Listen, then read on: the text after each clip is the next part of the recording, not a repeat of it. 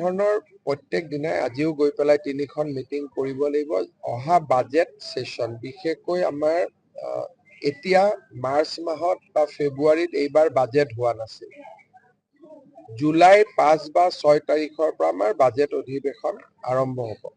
Budget অধিৱেশনৰ আগতে বা 5 বছৰীয়া পৰিকল্পনা এটা লৈ বিভিন্ন বিভাগৰ লগত এইকেইটা দিন মই কথা পাতি থাকিম।